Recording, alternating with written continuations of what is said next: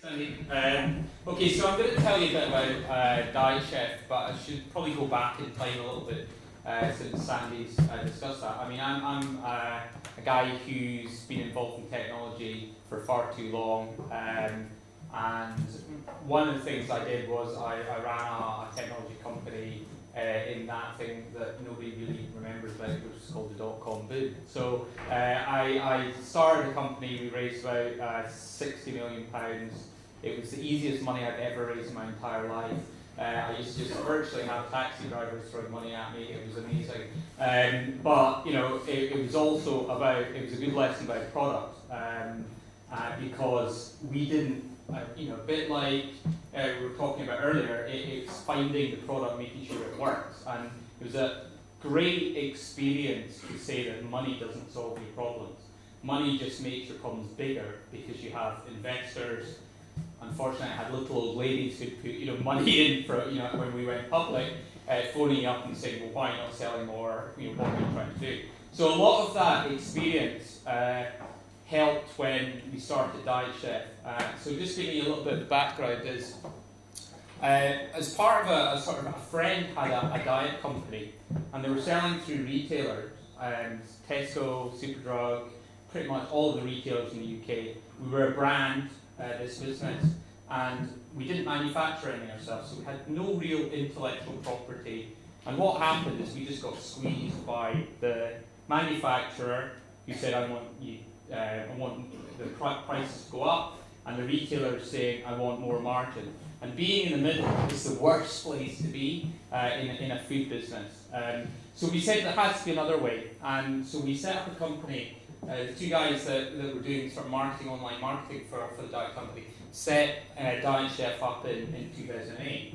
And it's not that we didn't want to raise money, or we were trying to do a lean startup. It's just that we just got on with it, and we didn't really speak to anybody. We didn't think about raising money. We just really sort of thought about what the customer wanted. So we started with £100, and we have never had any external capital from anybody. I mean, even the bank. So we've got no debt. The business is completely self-funded, and within 4 years, it was in Sunday Times Fast Track, and we had grown at 229% compound annual growth in revenue. We were profitable all the way. We never lost money, apart from 1 month of the year.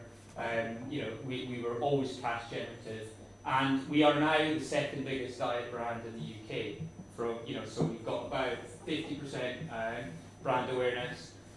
Weight Watchers, which has been around since 1968, it has got about 80% brand awareness in the UK. So there's still a lot to go at. But the great thing about dieting is that everybody does it. It's a mass market product, but nobody really wants to do it. It's an incredibly hard product to sell.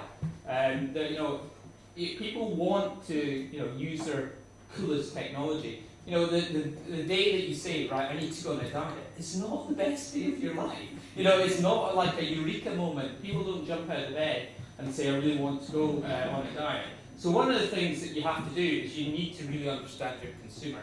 And so at Diet Chef, when we first started, we really did extreme bootstrapping. So we focused heavily on what the product was going to be. We spoke to thousands and thousands of customers. I basically did all of the customer service myself because I didn't have to go and raise money, didn't have to think about that. All I did was speak to customers, and that was a virtually 24-hour-a-day job. We've tried, to understand if it was a delivery problem, was it a range problem, did they like the product, was it how much weight they were losing. And so what you got was a really fantastic understanding of what the customer wanted. And you then just tried to deliver that. Sounds very simple, but it's amazing how many startups or businesses that I see just build products for themselves. They don't think about their customers, they don't do testing, they don't do any research. And really, we are very data-driven at Diet Chef, even though we're a food company. We've got a direct relationship with our customers, which is a huge advantage that most brands don't have.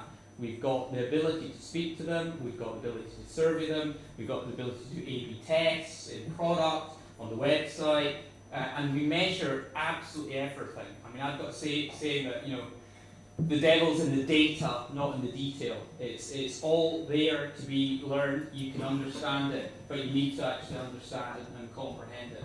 So, you know, we use live chat. We didn't use live chat because we wanted to get better customer service. What we wanted to do was create a list of the top 10 things that were problems in our business that people weren't buying. So, you know, somebody came in, they started a live chat session. It wasn't about just saying, well, what's your problem, and just not ignoring and solving that problem. We created thousands and thousands of transcripts of those conversations, and you know, somebody in our team, me included, basically went through each of them and classified what the live chat was about. And we then had a list that we came to a meeting with and said, here's 100 problems that we've got at Diet Chef and why people are not buying our product. And there's always 100 problems, but we could always find the top 10, and we used to just start. Number 1, this is the biggest problem. Let's go and solve that. How do we solve that? And really brainstorm how we solve that. So really direct feedback from our customers to let us, you know, to think about it. What was going on? Did they like the problem? Why they didn't buy it? And you know, every single email, customer service email, came in, didn't go just to the customer service team. It went to the marketing team. It went to all of the founders. So that wasn't because we didn't think that the customer service team couldn't solve the problem, but we wanted to get real feedback and a real feeling in marketing and in the management team. Where were the problems? Is it a delivery problem? And you know, things change all the time. You know, January it's busier, so delivery's not as good. What we're going to do about it? Maybe it's taking longer to get products out. That live feedback loop, it does create a lot of email. I accept that. You've got a lot of emails to go through, but you don't have to read every single one of them. You see the gist of them, and you pick up trends, and you pick up some level of data that you can act on. And probably the best thing that we ever did was we did NPS. So as part of the product, when we introduced a survey at 28 days, where you ordered the product, you got it, would you recommend this product to a friend? And we measured it. And we, you know, like a lot of companies, we had, when we first started, we were in a negative NPS score, so people wouldn't recommend the product. And we just worked day after day to try and improve it. And you know, if I had a graph here, I could show you over the first 12 months. We didn't change our marketing mix, we didn't do anything about marketing. All we did was we focused on getting the product absolutely right. And a lot of people just don't do that. And if they do it, they get it right for themselves, they don't get it right for their customers. We had a huge amount of data from customers that we could act on. You know, most good brands do focus groups, do surveys. We do them every 3 months. We try to understand it. You know, they do get a bit repetitive because, you know, the top 2 problems I can tell you why people don't buy Diet Chef, and it's been the same since day one, is it's too expensive and I don't know if I like the food. So those 2 problems have been there since day one. I can't really solve them. You know, that is the problem, is I could reduce the price, but then I can't spend money on marketing. I don't know, I could reduce the trial cost of the product, you know, which is something we've tried in the past, but it can have horrible impacts on your business. You know, what Matt said is absolutely right. It's the big things that make a difference, but big things can also go wrong. and the problem is, if I spend £100 to acquire a customer, I spend £4 million a year on marketing, which is unusual for, you know, food brands.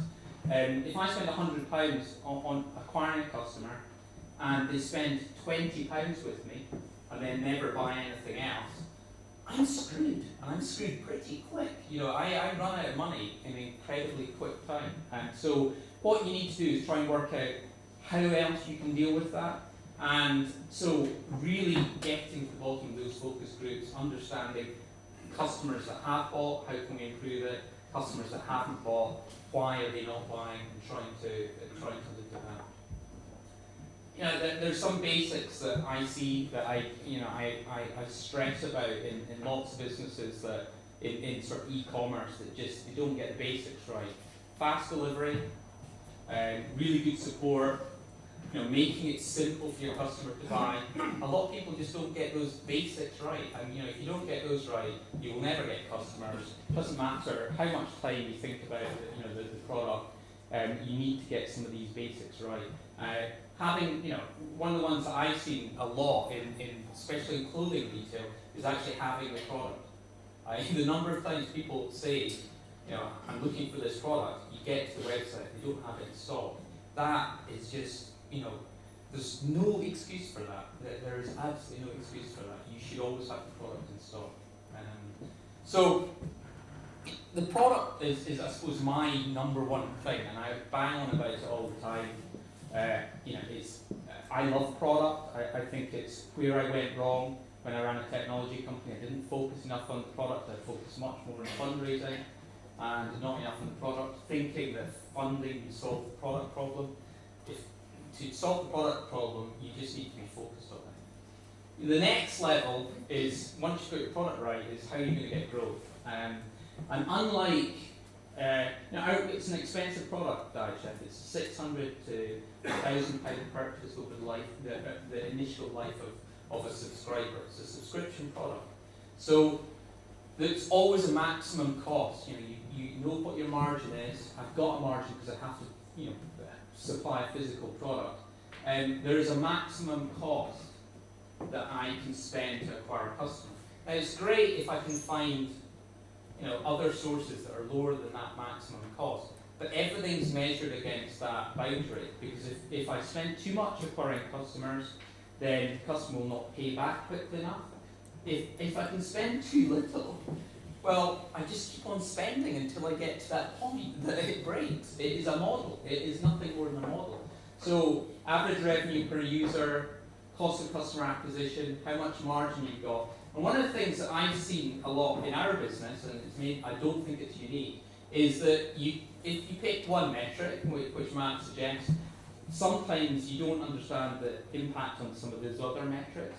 For us, all the metrics are quite linked. We don't have that many. We have average revenue per user, gross margin in terms of how much profit will we get for every order we ship, or contribution we'll get for every product, and average length of stay. And because we're a subscription business, we've got that down now to a T. And we can do amazing things. We can change the offer on our website, and we will change the average length of stay from £600 to £800. Now that is an extra £150 worth of contribution. Not by changing a button colour, but maybe just by changing the offer slightly, or changing the promotional activity slightly. But as I said, the problem is also you can get it wrong the other way. And for us, it's a very fine balance in the business. Because we don't have any external funding, we have to always get it right. And we're always scared about breaking it. Now, I'm sure we could grow faster, and if we wanted, we could go into sort of a huge loss and come out the other end much bigger. But the business we want is sort of a profitable, cash-generative business. It's just the way that we have now been created that's what we feel we need to do. A lot of marketeers that I've spoken to talk about, well, what's my marketing budget? There is no marketing budget in Diet Chef. There is, what is the maximum that you can spend to deliver profitable customer acquisition and growth? So, as you say, all I can do is keep on spending until I break that. Once I break it, then I need to come back. But you always find a nice equilibrium. And you look at that for every marketing channel. We spend on TV, we spend online, Facebook. We look at exactly the same metrics. And we look at how many customers can we acquire from that activity, so volume and scalability, and how much does it cost. We used to have this drop-down list which said, where did you hear about us? TV, press, inserts, social media, and we had this last one which was called Other. And the great thing about other is it was always the most successful marketing channel. and what we used to say at board meetings and say, well, we should stop doing TV, we should stop doing social, we should just spend more money on other. But we could just never find out what other was. So, you have to look at it in a quite pulled together way. And for me, as part of your management, if you've got departments or founders in the business, don't game the metrics. You have to have brutal honesty about it. I can acquire a customer cheaper, but is the volume there? These things are just so interlinked in the business. You really need to understand the whole metrics right the way through the company. So for us, if you sign up for a 3-month subscription, we get less customers, but they're worth more. If you sign up for a 1-month subscription, you get more customers, but they potentially don't stay as long. And it's exactly that thing about habit forming, and in some ways we are using subscriptions to make you successful to diet is the first thing, but also to make us successful because it works for us as a business model as well. Most people don't like subscriptions. I could double my conversion rate on the website by distributing subscriptions, but I need to fund that as well. So it's a balance between those two things. So it is a machine, and it is like pouring, for me, marketing is pouring money into the top and getting money out the bottom, hopefully more than you pour in the top. A lot of people talk about, you shouldn't spend money in marketing.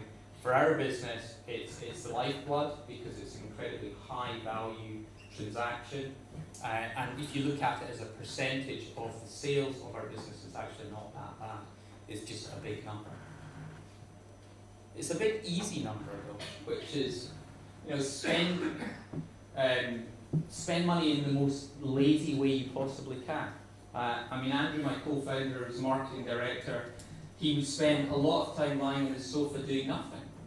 And, he kept, I used to phone him and he said, oh yeah, I'm completely flat out. And what he meant was he was lying down doing absolutely nothing. Because if you get things right, and if you find a marketing channel that works, just do more of it. That is the thing for me that is incredible. TV, everybody says TV is expensive. TV is incredibly cheap. We talked about trade shows. I had somebody phone us and said, look, what you should do is go to some wedding shows because people who are getting married want to lose weight again, cause and effect. It's quite an interesting impact. So your conversion rate from that will be higher. And I can advertise on the wedding channel in the UK for £1.90 per 1,000 people I reach. So a typical advert, because of the measurement system they use, will maybe cost me £100. So that's £100 to show an advert to 10, 15,000 people, which is more engaged. Everybody says, well, TV advertising is not that engaging. It's incredibly cheap. It's an incredibly mass market audience. And if I'm really looking for targeting, a TV show on a wedding channel is a good place to be.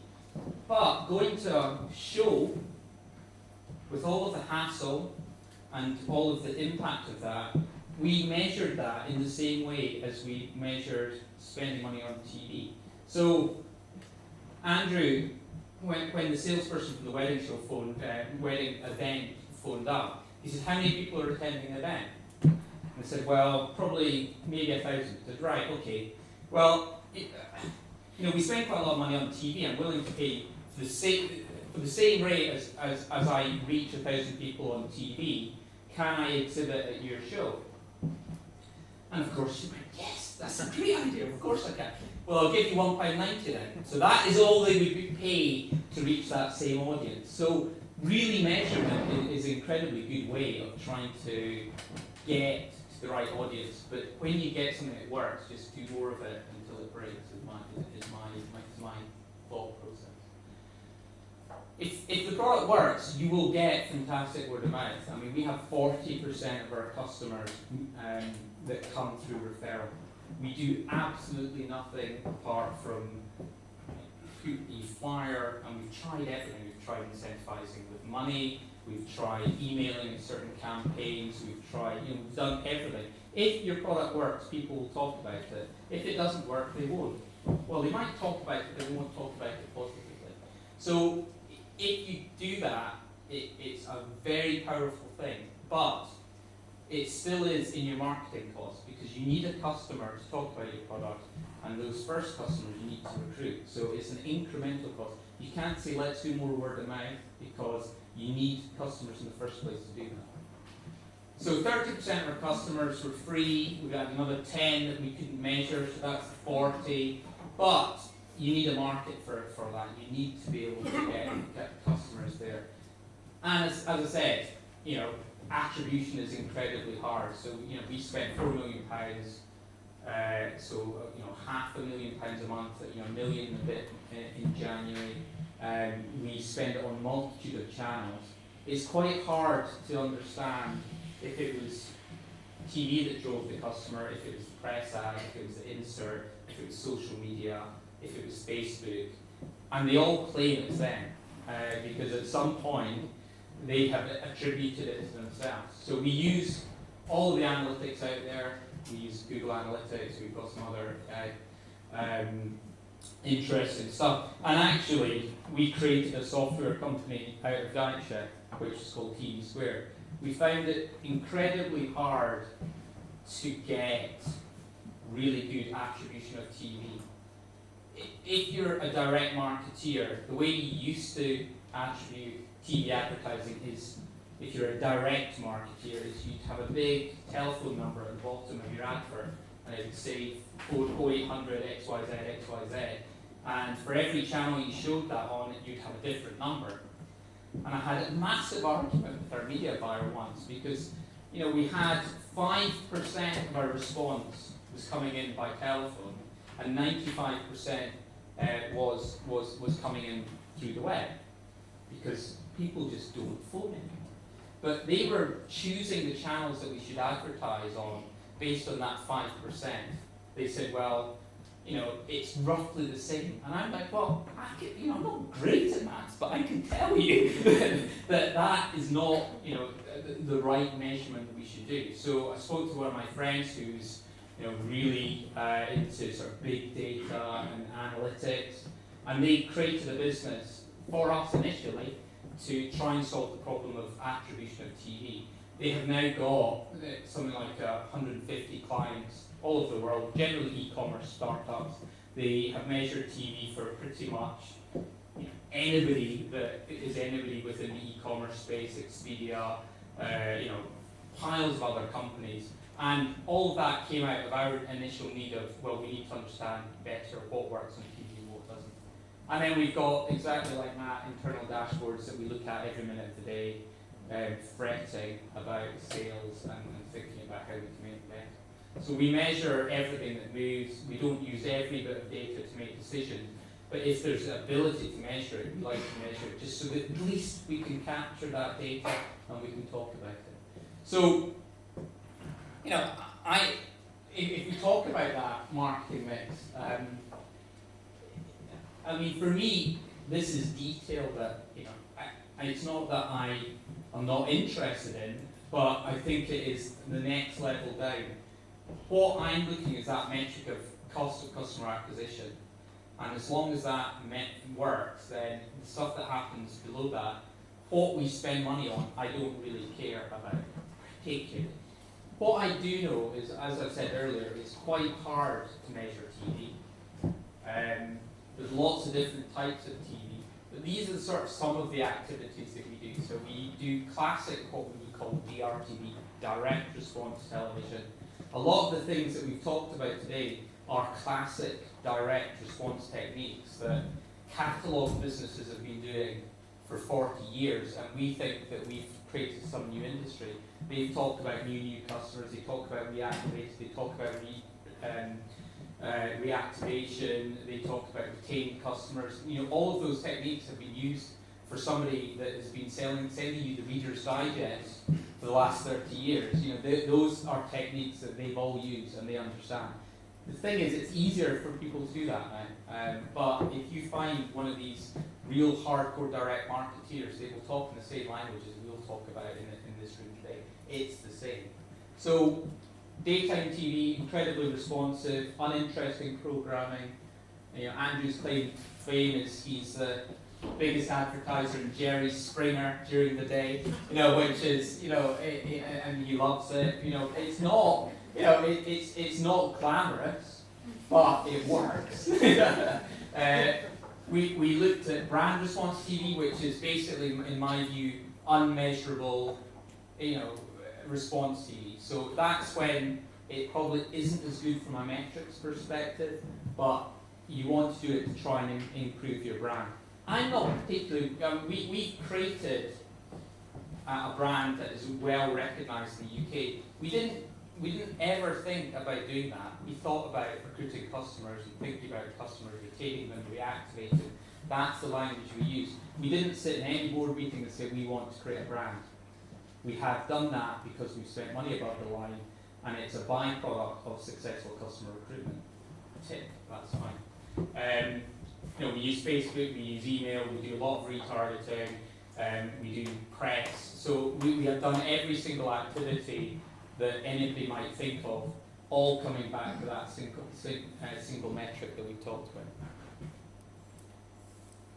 So how did we fund it? Everybody's asking, and this is exactly the same way as every retailer in the UK funds their business. And my joke from Every Little Helps is from Tesco. So who really funded our business was our suppliers. So in the UK, food suppliers, if they're lucky, get paid in 60 days, and that's generally if they're lucky. I got a well-known high street healthcare retailer's terms and conditions recently, and there was a 2.5% prompt payment discount, which they took for paying you after 90 days. I don't think getting paid after 90 days is prompt payment, but they just keep on extending that. So for us, we get paid up front by our customers. It's a credit card transaction.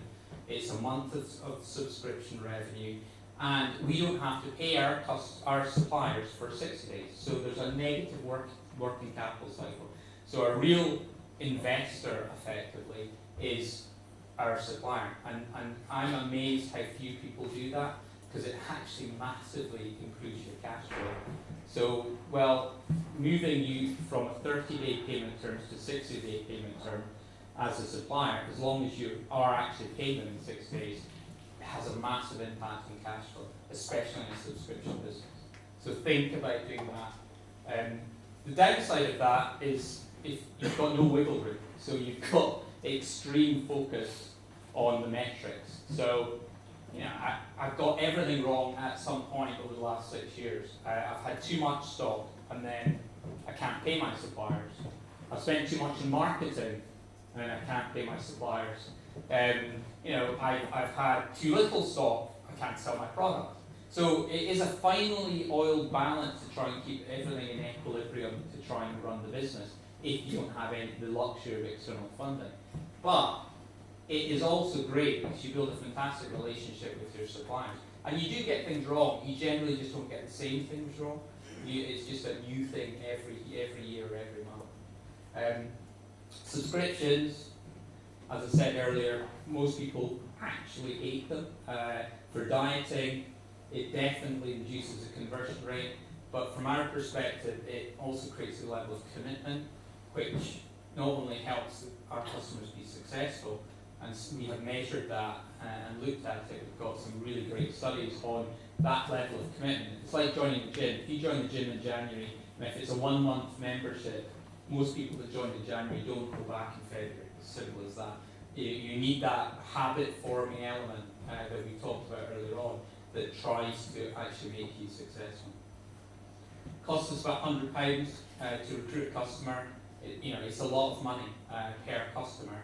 So we want to try and get that back from the profit from the subscription as soon as possible. Doesn't happen instantly, but as long as it happens within that 60-day period, then anything after that is great. And we do exactly the same thing. You know, for when we first started, we didn't have any customers to reactivate. We've now got a huge database of people that we reactivate, and we've also measured that. So we've now got the optimal use of sending an email to them. So instead of just sending them an email all the time, we found that we've got, you know, cohort of customers that only die in January. So you might, if they started a 3-month subscription, we've worked out if you send them something, you know, over the next 6 months, they're just not going to reactivate. If you don't email them and you email them next January, they will buy.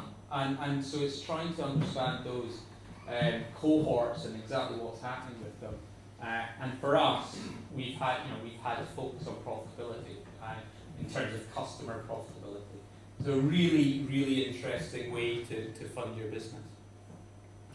So Sandy asked me what I would do next time. I've got a couple of other investments in e-commerce food businesses. And the first thing is, although I like phone calls for customer feedback, it is a huge drain now on the business as the business has grown. The minute we put the customer service number on, at first we didn't have a telephone number. We did it for trust, and people weren't buying. I mean, one of the things is, who is this brand? So you're a year old. You know, try and use as many trust measures as you've got. You know, Facebook login, great for trust. People trust Facebook, they might not trust you.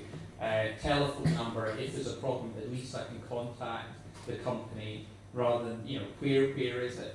I now have 15 people in customer support because of that A/B test of let's do the telephone number on the website. It did improve conversion, but it had a cost, and the cost is having 24 hours a day, 15 people to answer phone calls. So I wouldn't do that again. I think that when we started in 2008, internet adoption of buying products like this was probably lower, and certainly I've got a business that is a coffee business, and we get emails, again, I get copied in a lot of the emails, and it says, I will not order from you because you don't have a telephone number, and our response is, go and order somewhere else.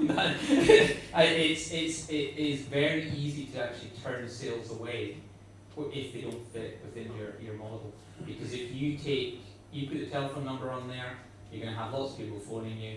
It's great for customer support, but try and ideally, if you're going to have a telephone number, make it outbound rather than inbound. Generally, certainly in my experience now, and especially within the tech community, people don't really want to speak to somebody on the phone. There's a generally bad reaction to phoning people. It's not always done well, because just like us, we're trying to drive that cost down. And then the other side of it is international from day one.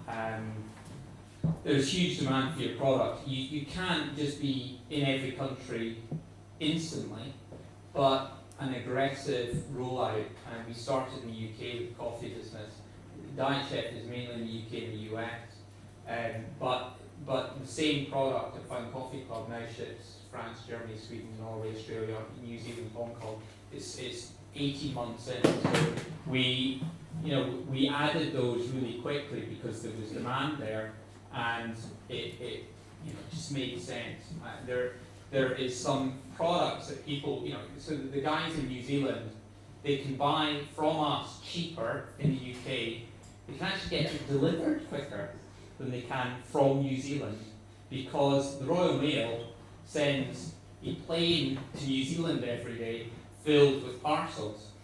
So we can drop product in. It doesn't cost anymore. It's just that they say, well, it will take too long. So they're doing that. So you can order in New Zealand from us. It can ship from Edinburgh all the way to Auckland quicker than if they just bought from somewhere else in New Zealand. So take advantage of some of those arbitrage opportunities. I've seen them. There's quite a few of them. It's trying to work out, if you're in food products, where are the markets that are badly served? Because, a lot of people say it's only 5 million people, it's a small market, I can't be bothered. So why not just go after some of those small markets? Same for Hong Kong. There's lots of technical challenges around that, not just language, but postcode management. There's a whole lot of things that you need to do. If your team are good enough, they should be able to do it. And we certainly launch a country sort of every 3 to 4 months if we can. So I think that's basically all I've got to say. I mean, as a food business, we probably are more data-driven than most food businesses. If you're a brand at Nestle, if you're an FMCG business, you probably don't look at the numbers as much as we do. But certainly the sort of e-commerce businesses I've seen in the UK really do think about customer recruitment, marketing, and growing their business in the same way as we do. Thank you.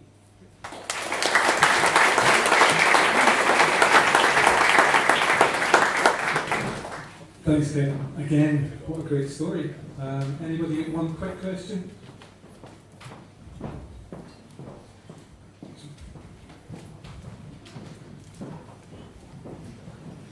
Just a quick question about your opinion on social media and where that plays into this and how you get your money back from your investment. Well, I mean, I think social media is great for customer support feedback. I personally think it's no good for recruitment. I think it plays a supporting role, and some of the issues I have is that we spend money on TV. Could I not spend £400,000 a month on TV and spend it on social media? Yes. Do I think it will be as effective? No, and we've done certainly some tests. It does work, but replacing social media as a marketing channel is quite hard. And the reason for that is that we are actually creating a market. So if you're selling Adidas trainers and you're just trying to nick somebody else's market share, so if you're a retailer and the choice is I buy Adidas trainers, then probably social media helps you do that because it's sort of you've already made your decision. The majority of our customers haven't heard of, or our prospects haven't heard of Diet Chef, so it's a new concept. It's not suddenly they're going to search for it, and really they are looking to try and get reassurance. And social media, I think, is less powerful for reassurance unless it's sort of word of mouth, so friends, referral. But I personally don't believe in forcing that, and that's just my own personal opinion. So I don't like to, especially with dieting. It's not, saying to your friend that you're fat is not a particularly good thing to do. So, you really, there are certain products I'm sure it works for us.